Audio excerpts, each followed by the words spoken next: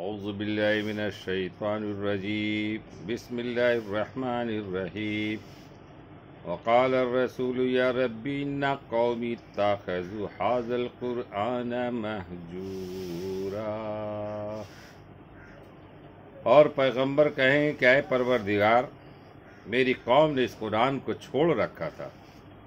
فائدہ: جناب رسالت مآب قیامت کے روز خدا سے شکایت کریں گے کہ میرے پروردگار، میری قوم نے قرآن کو چھوڑ دیا۔ چھوڑ دینے کی کئی صورتیں: اس کو نہ ماننا اور اس پر ایمان نہ لانا بھی چھوڑ دینا ہے، اس میں غور نہ کرنا اور سوچ سمجھ کر نہ پڑھنا بھی چھوڑ دینا، اور اس کے اوامر کا بجا نہ لانا اور منہیات سے اجتناب نہ کرنا بھی چھوڑ دینا ہے۔ قرآن کی پرواہ نہ کر کے دوسری چیزوں جیسے بیہودہ ناولوں، دیوانوں، لغو باتوں، کھیل تماشوں، راگ رنگ میں مصروف ہونا بھی چھوڑ دینا ہے۔ افسوس ہے کہ آج کل کے مسلمان قرآن کی طرف سے نہایت غافل ہو رہے ہیں، اس کے پڑھنے، سوچنے، سمجھنے اور ہدایات سے مستفید ہونے کی طرف توجہ نہیں کرتے، اور یہ کھلم کھلا ترک قرآن پاک ہے۔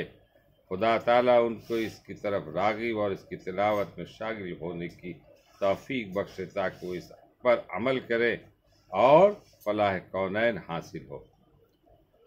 سورہ بقرہ کا 7واں رکوع کا ترجمہ پیش کر رہا ہوں، سماعت فرمائیں گے۔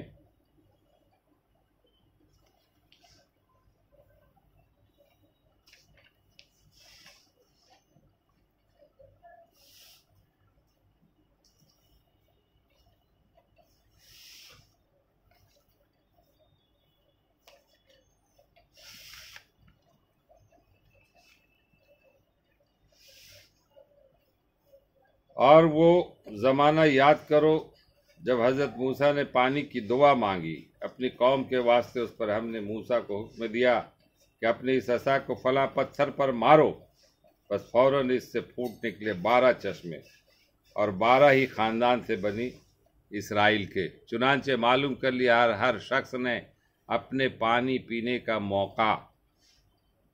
کھاؤ اور پینے کو پیو، اللہ تعالیٰ کے رزق سے اور حد اعتدال سے مت نکلو فساد و فتنہ کرتے ہوئے سرزمین میں۔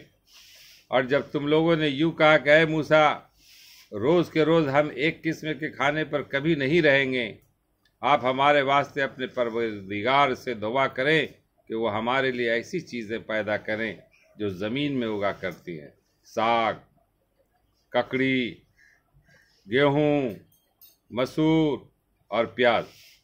آپ نے فرمایا کہ تم عوض میں لینا چاہتے ہو ادنا درجے کی چیزوں کو، ایسی چیز کے مقابلے میں جو اعلیٰ درجے کی ہے۔ کسی شہر میں جا کر اترو، وہاں البتہ تم کو وہ چیزیں ملیں گی جن کی تم درخواست کرتے ہو، اور جم گئی ان پر ذات اور ذلت اور پستی کہ دوسروں کی نگاہ میں قدر اور خود ان میں اولو العزمی نہ رہی، اور مستحق ہو گئے غضب الہی کے۔ اور یہ اس وجہ سے ہوا کہ وہ لوگ منکر ہو جاتے تھے احکام الہیہ کے اور قتل کر دیا کرتے تھے پیغمبروں کو ناحق، اور نیز یہ اس وجہ سے ہوا کہ لوگوں نے اطاعت نہ کی اور دائرۂ اطاعت سے نکل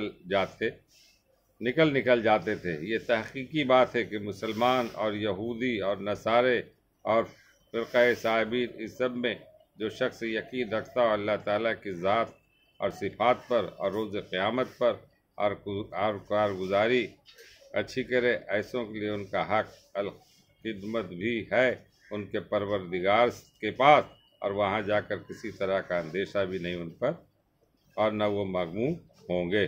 اللہ تعالیٰ ہم لوگوں کو پڑھنے اور سننے سے زیادہ عمل کرنے کی توفیق عطا فرمائے۔ میں رئیس آداب، حیدری، کولکاتہ، انڈیا سے۔